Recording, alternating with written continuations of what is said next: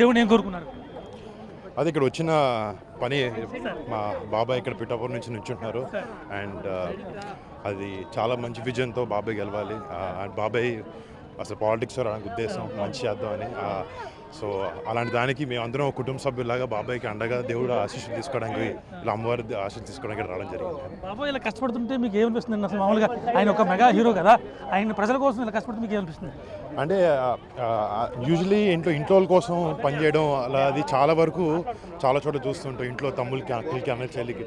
But బయటకు వచ్చి ఇలా ప్రతి భారతదేశంలో అదే ఏదైతే కాన్స్టిట్యున్సీ ఉండే జనాలు కానీ మన ఆంధ్ర పిఠాపురంలో ఉండే ప్రజలు ప్రతి ఒక్కరు వాళ్ళ సొంత ఫ్యామిలీ అని అనుకుంటేనే ఇలా బయటకు వచ్చి ఎంతో డబ్బులున్న అవన్నీ వదిలేసుకుని వచ్చి ఇలా చేస్తున్నారు. అండ్ మేము చాలా గర్వపడుతుంటాం బాబాయ్ ఇలా వచ్చి ఇలా జనాలకి మంచి చేయాలని ఉద్దేశంతో ముందుకు రావడం చాలా ఆనందం. ర్యాలీ చూస్తే మొన్న మీకు ఏమనిపించింది? నామినేషన్ కోసం బయలుదేరిన ర్యాలీ చూస్తే మొత్తం 6 months క్లోజ్ అయిపోయిన పరిస్థితి ఏమనిపించింది? అది దద్దరు వెళ్ళిపోయింది.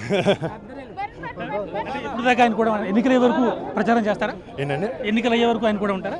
అదే నాకు యాక్చువల్లీ షూటింగ్ ఉంది, ఇప్పుడు ఉన్న 2-3 రోజులు ఇక్కడ ఉండి బాబాయ్ అంటే ఇప్పుడు మేమేదో ప్రచారం సపోర్ట్ అని కాదు, ఒక బాబాయ్కి ఒక కొడుకులాగా మాకు వీలైనంత వరకు నేను మా కుటుంబ సభ్యులు ఎంతమంది ఉన్నామో అందరం టైం చూసుకుని టైం టేబుల్ ప్రకారంగా వచ్చి మా బాబాయ్కి మా సపోర్ట్ మా ప్రేమ మేము ఇలా చూపించదు.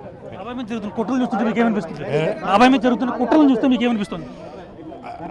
అదే అవి అంటే నిజాయితీ ముందు ఏది నిలబడదు.